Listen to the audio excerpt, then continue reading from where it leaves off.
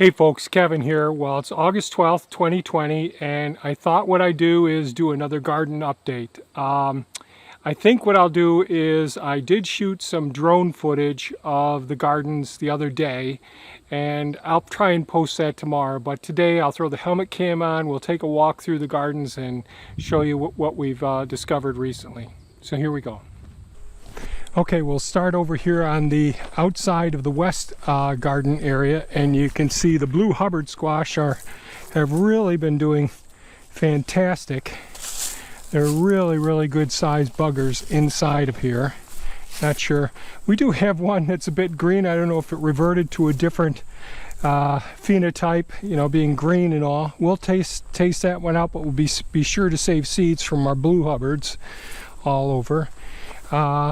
So there's a whole bunch of them. Small one here and a great big one right behind it there. Pretty happy with how well they're doing.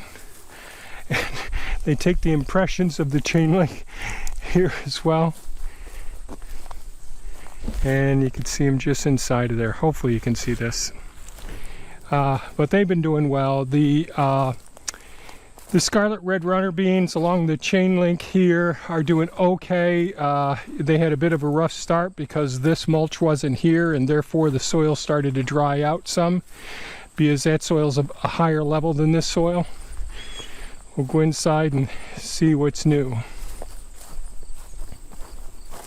It's been so darn dry here. They've been getting rain all around us. Yesterday Syracuse got quite a bit of rain, but here's even one of my persimmons that are not looking too good. I just watered that a little while ago.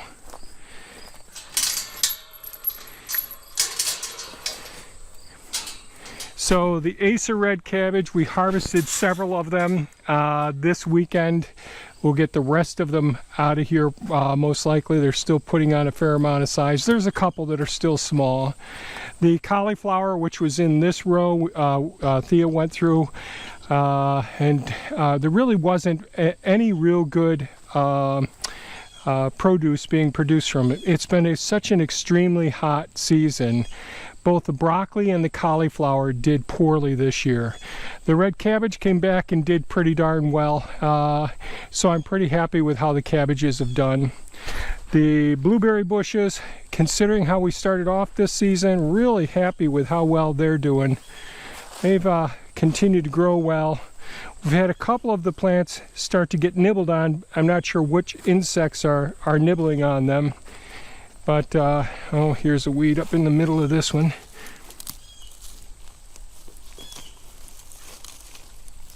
I'll break it off because I don't want to disrupt the roots of the blueberry bush. So these blueberry bushes are looking really good. Here we go. Unfortunately, I haven't spent any time over here. I've been working down at the beaver ponds and pond 5. And I'll try to do an update on pond 5, what's going on there in the very near future. The scarlet red runner beans in this trellis here, because the soil has been mulched up with the wood chips. I haven't gotten through and weeded in here, but they've been doing well. And of course the blue Hubbards make their way all over into here as well, into this section.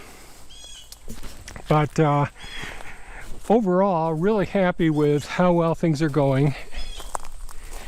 The thornless blackberry bushes, I've got to go ahead and put more soil and weed these out. Again, I'm just not taking the time to work in this area. I'm just exhausted each day. The honey melons and the cantaloupe, they're almost impossible to find in here, but there are some. These blue Hubbards have just invaded the whole area. So there were a few. I can't see them right now, but overall this western garden plot is really good, especially since I've really neglected it. So and we did get some more wood chips recently, but I've used them in other locations. I would like to get more wood chips in here and sheet mulch the top of these wood chips here and put cardboard down on top of it. Got some quack grass starting in 2 locations. I'm going to have to take care of those. But the main thing here is the cabbages have turned out okay. The cauliflowers, just too hot for this year for these guys. Now these guys may throw up some new shoots. We leave the roots in the ground and use the big loppers to lop off the top, and then we take all of the plant material, and instead of composting it, we use it as a green manure on the surface of where the hazelnuts are. So that's what we're doing with all the broccoli and cauliflower, the extra kale that we don't feed to the ducks or that we don't consume ourselves. That all is mulched. So we'll go over to the central garden now and see how things are going there.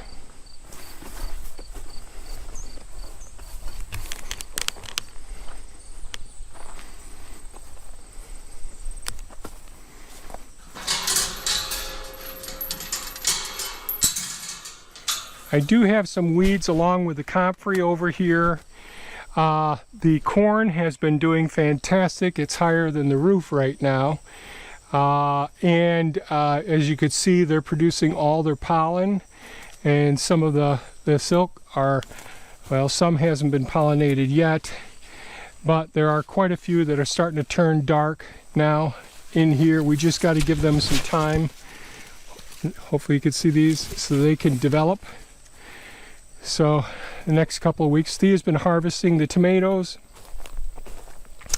Man, I gotta say, these San Marzano tomatoes have really acclimated to our climate so well. Each year I keep saving the seeds from these ones, and for Zone 5A with our soil and all, these produce so many delicious. And Thea's going through the process of processing some diced tomatoes now so that we have those for our various dishes throughout the year. And there's hardly any water in these tomatoes at all. They're just meat, just absolutely perfect. The banana peppers are doing great. They're producing lots of peppers in here. They're yellow at this point, so we've got a little bit of time before they get their orange and red. This is the row. Thea this morning came out and took out all of the broccoli that was here. Again, it's such a hot season that they really didn't produce good produce for us. There were just small buttons and all, and one of the things I've learned over time is if it's not going to be worth our while, if the value of the crop or the value of the investment, it's time to pull the time for it, use all that green material, use that for mulching some of the perennial beds, leave the root material in here. They may send up some more shoots soon, and maybe we'll have some fall buds and all. But all of those, the root material is really good material for the microorganisms that are there, and lots of sugars are in that soil as a result of the roots that are there. The bell peppers, geez, how are they doing? I haven't really looked down here. I don't see too many peppers on this one. Just a couple of very small peppers and flowers on these. The kale's been producing like crazy. The fence has worked out okay, this little extension system I put on it. The deer have not been coming in. Thea came through the other day. One of the things that was happening, the amount of the vines from the sweet potatoes were going over past the kale, and there were fewer vines on this side. So Thea came through, flipped them over on this side. Within 24 hours, they righted themselves, and so they're doing their work for photosynthesis and throwing lots of nutrients down into the soil for the beautiful sweet potatoes. So we'll see how that all develops. So kale's doing great. Really happy with the peppers. Fabulous with the tomatoes. I'm pretty sure the corn's going to do pretty well this season. This is a really super sweet corn. Really, really nice. And let's go over to the eastern garden plots.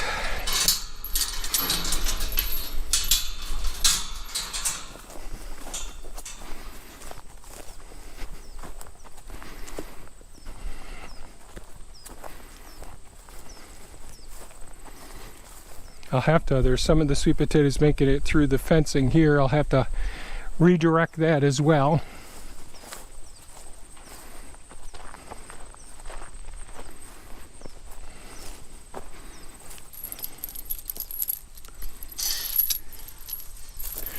So the scarlet red runner beans in this garden, I didn't have enough wood chips, and I didn't use any weed mats except on the other side and this side here.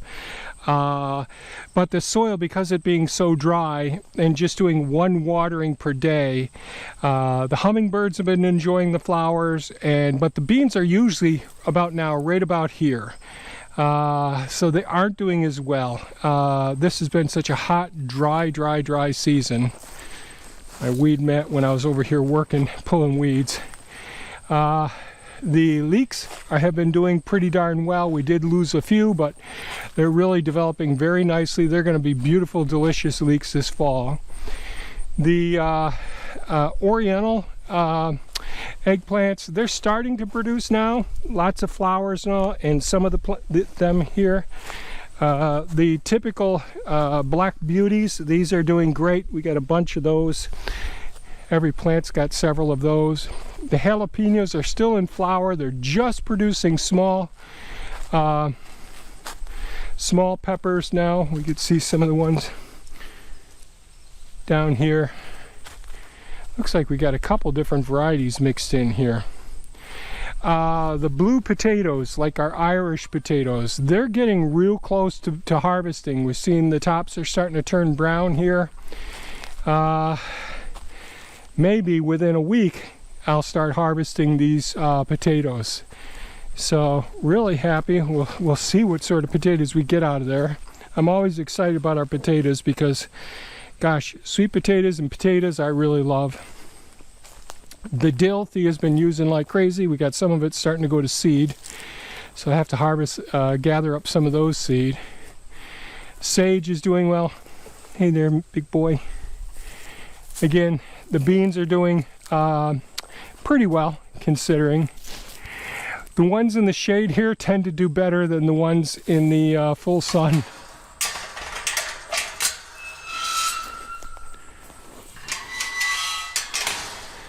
Thea finished all her canning with all the cucumbers. The cucumbers are all done now. She pulled all those. The Georgia sweet candy squash, for the most part, we got some pretty good sized ones here. I hate walking through some of these buggers. Trying not to damage things. And here's a small one just starting. I've decided I'm going to take this this trellis out. We used to use it. The plan was having a big cover over it so we could do some extended season in here, but it's just too close in here, too tight, not as comfortable to work with, and that's why we tarped the center of this. So this one will come out at the end of this season or beginning of next season. Here's another big, beautiful sweet Georgia candy squash here. They are delicious. And this plant took a little bit of a hit. I'm not sure if we had some boring insect down here in the root. We'll have to check that out. But we didn't do very well at all with our butternut squash. So we have several of the Georgia sweet candy squash in here on the tarp inside of there. Thea harvested several of the red onions. They're all doing really well. Pretty good size onions. We'll wait for the tops to fall over. We got a few that fell over when Thea was weeding in here yesterday or today. The chili peppers, lots and lots of flowers on there. These cauliflower, we're just gonna remove these ones, probably put some more bean seeds in here. The basil, this is a bee's paradise over here. And again, you could see the red onions over there. And some of the bean seeds that Thea put in here to enrich the soil. Those bean plants are doing pretty well. See lots and lots of bees. and some of these basils have gotten, so these weren't topped enough, so they're more tall than nice wide basil bushes, but they always produce more than what we need. Some of our beautiful little honeybees in here. Strawberry beds, I'm pretty happy with those. I have to keep watering these little side trays for the runners. Thea's been doing that for me since I've been spending any time, so she'll do that again tomorrow morning. We'll get some of the transfers from this bed over into this bed. Next year, this bed will be bigger than that one. Seems like every season it rotates back and forth. These are some of those extra banana peppers. As you can see, lots of bananas peppers starting here. The honeydews and cantaloupes are doing pretty well. The watermelons aren't doing quite as well as the non-watered ones that are over, and that's probably because I've been through here and stepping on these and moving all the vines around quite a bit. But we'll just give everybody a bit of time and see how they do. I came through and used the Berta flail mower on the 749 BCS tractor, the walk-behind tractor, and just mowed all the weeds down in here the other day. Some of these sage that were started this year, they're really looking gorgeous, and the thyme as well, and the lavender. Some of the lavender is already going to seed over there, so pretty happy with those things.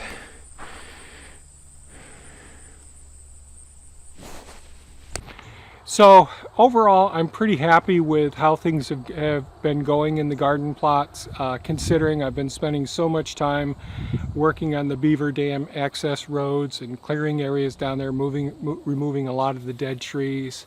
So I've really spent a lot of time away from the gardens. I have done some weeding.